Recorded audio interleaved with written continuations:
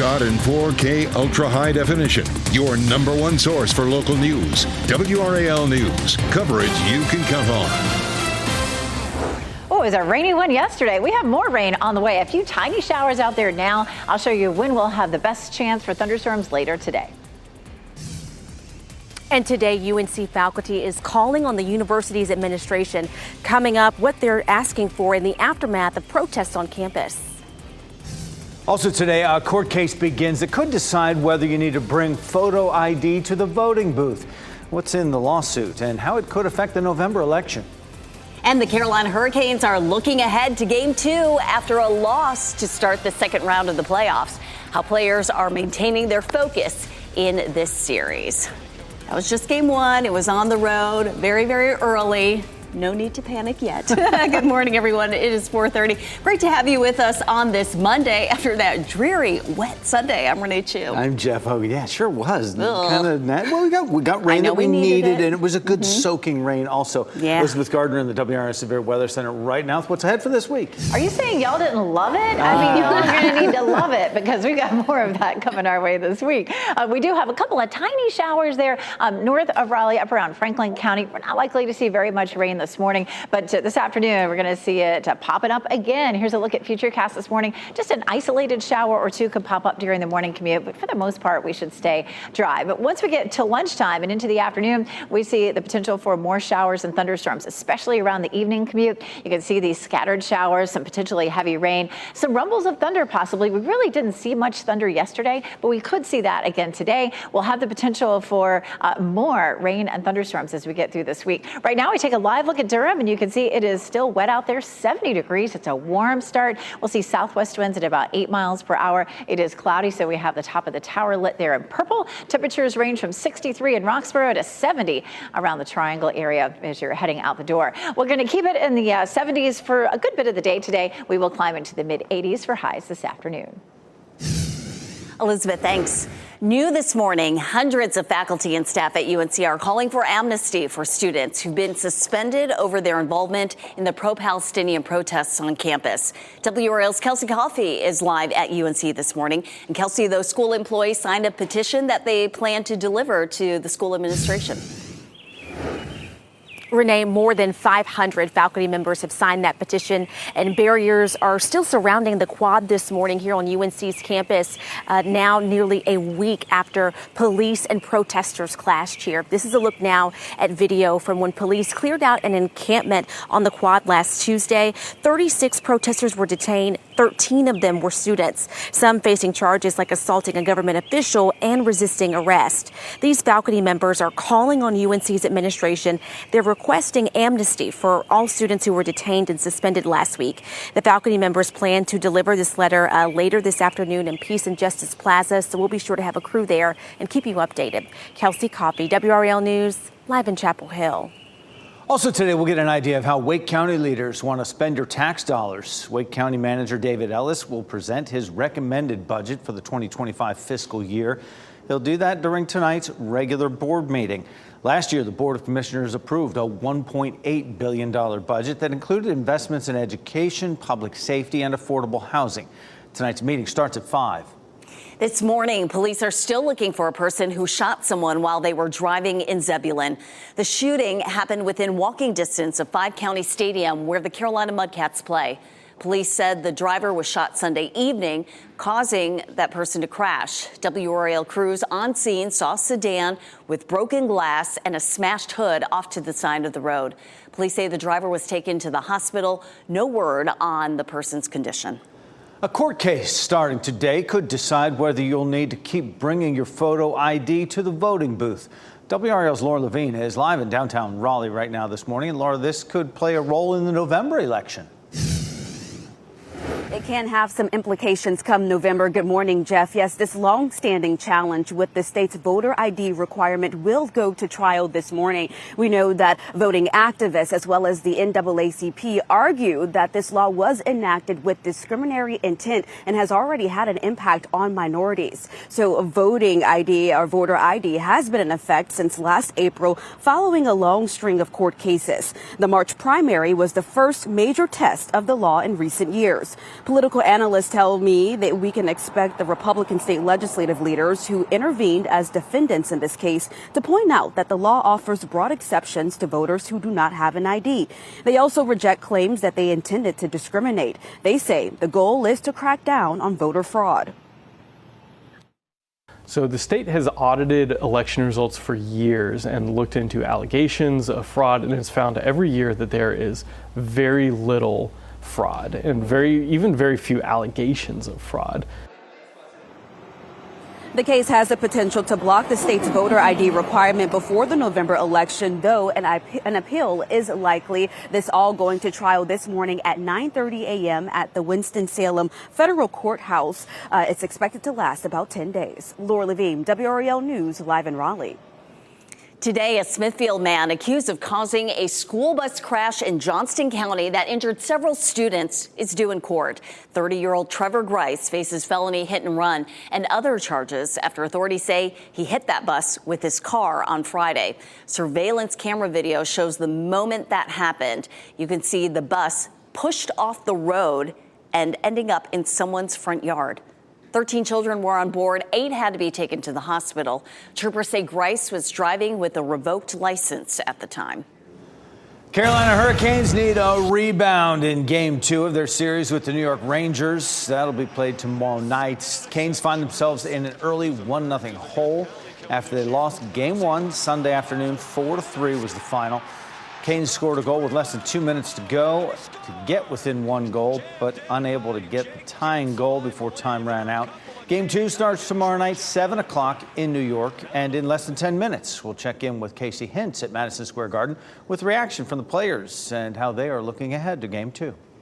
Pro-Palestinian protesters make their voices heard in Chapel Hill once again. They marched down Franklin Street on Sunday afternoon in protest of the university's handling of last week's encampment on campus.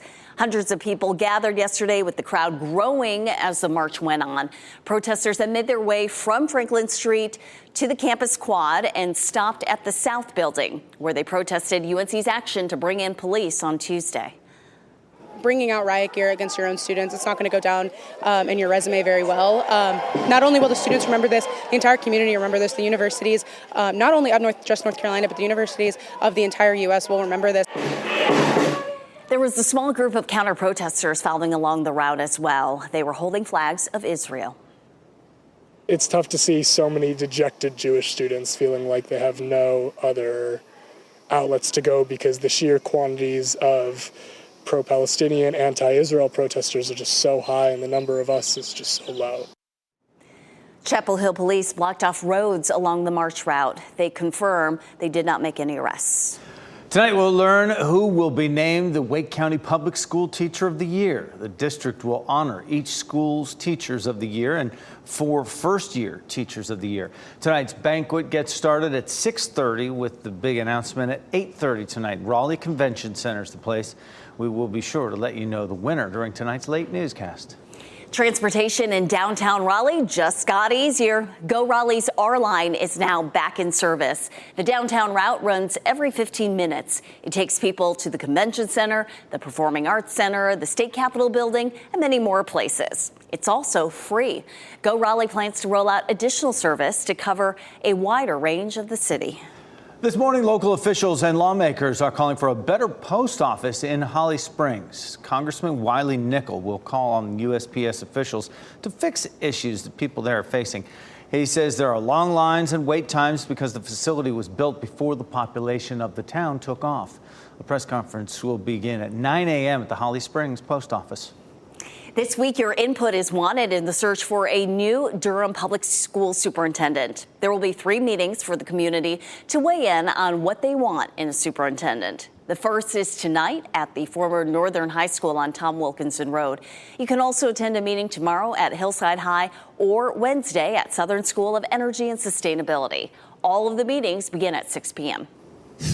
Right now, just about 20 minutes before 5, Boeing plans to send 2 astronauts into space tonight. The mission that's finally happening after a decade of delays. And the defending Stanley Cup champs find themselves in a must-win Game 7 situation. How the Vegas Golden Knights fared as they try to repeat. And you may see some spotty showers later today. This is a live look at Sanford. Meteorologist Elizabeth Gardner is back after the break with who has the best chance to see rain this afternoon.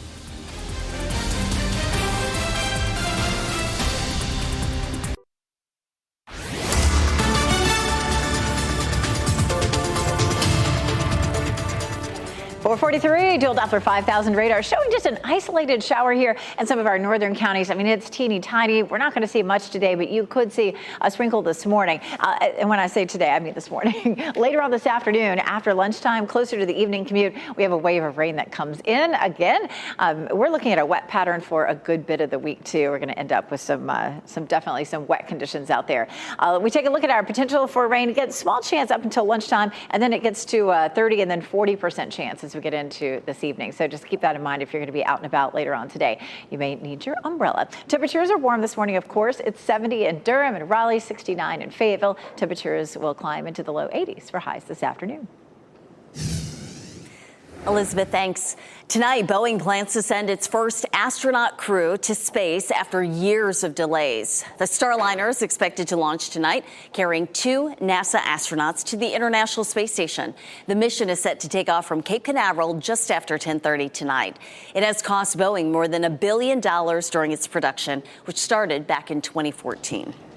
Voters will decide the Republican nominee for lieutenant governor next week. That's when Jim O'Neill and Hal Weatherman face each other in a primary runoff. The winner will face Democrat Rachel Hunt in November. O'Neill is the Forsyth County District Attorney. Weatherman was chief of staff for former Lieutenant Governor Dan Forrest. The Lieutenant Governor's seat is open to newcomers because incumbent Mark Robinson is running for governor. O'Neill and Weatherman have different ideas on how to lead the office. For a look at their records and their priorities, you can check out our in-depth article on the NC Capitol section of WRAL.com.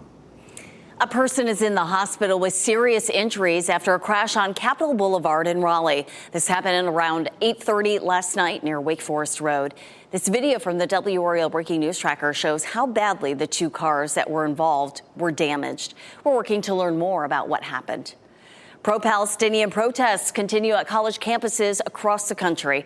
Officers cleared out a protest encampment at the University of Southern California Sunday morning.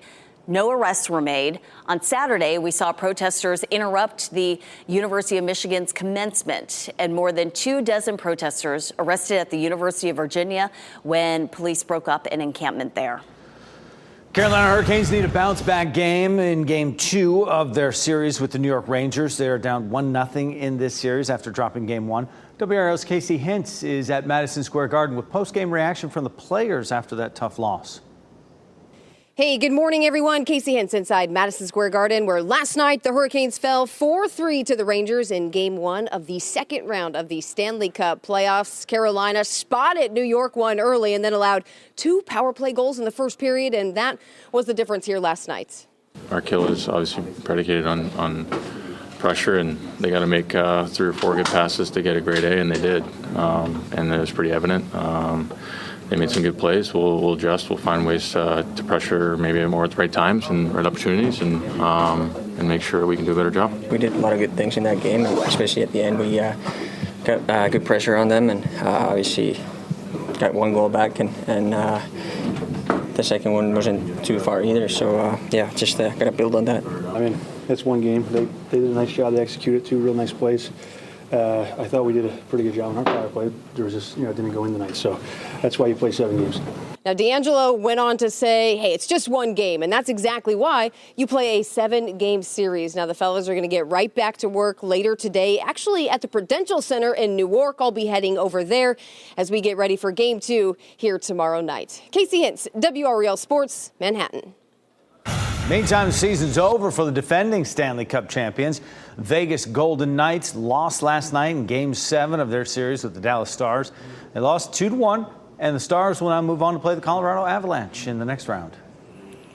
It is 4:47, and some places are seeing some very, very light spotty showers. Meteorologist Elizabeth Gardner in the WRAL Severe Weather Center. This afternoon, though, is when most of us might see some rain. Yeah, once we get closer to the evening commute, we'll likely see a wave that comes through that brings us a better chance of showers and thunderstorms. Unfortunately, you may not have to deal with it this morning. We're just going to see a few tiny showers. We'll zoom in here, and you can see this little shower getting ready to move across Lewisburg. Other than that, northern Durham County moving over toward Creedmoor area. We're going to see maybe a tiny shower. We did see a good bit of rain yesterday. This is the last 24 hours. Of course, we saw some rain ahead of that as well. So we're just kind of looking at the last 24 hours. A bunch of places ending up with close to 2 or more inches right around Sanford. You can see this whole purple and red area. That's going to be 2.5 inches north of Durham. And then just sort of pockets all over where we saw purple and red. That's going to be at least 1.5 to 2 inches. So we did end up with some pockets of some significant rainfall, which we definitely need. Here's a look at Futurecast. A couple of isolated showers pop up for us this morning between 6 and 9. There's lunchtime with a shower or two. 3 to 4 o'clock in the afternoon is when we start to see that next wave coming through, and it's sitting right over us during the evening commute. A rumble of thunder is possible. We really didn't see much thunder or lightning yesterday, but we did see some pockets of heavy rain, and that will continue on through the evening. For tomorrow, we're going to wake up in the morning to maybe a shower or two. You can see maybe a little bit more coverage than we're seeing right now.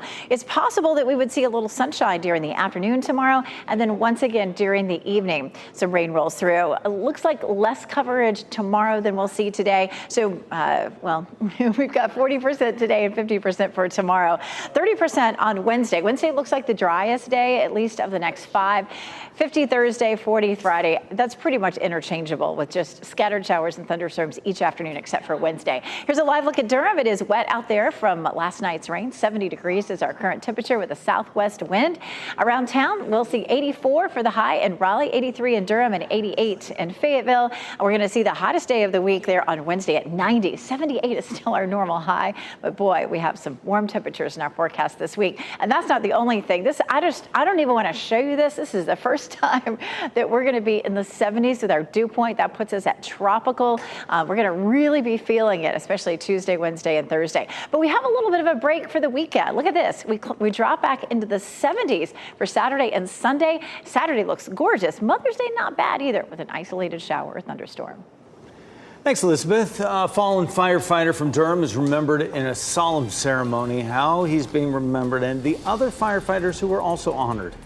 Sam's Club is bringing AI to all its stores. How you'll need to interact with the technology before you walk out the door.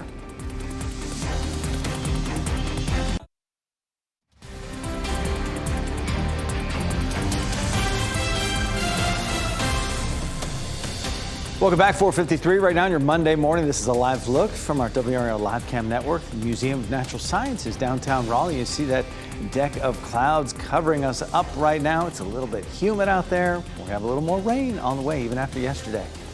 Runners from around the world united under one organization for charity. More than 250,000 people took part in the Wings for Life World Run Sunday. The motto of the event is running for those who can't. The run featured 345 different starting points worldwide.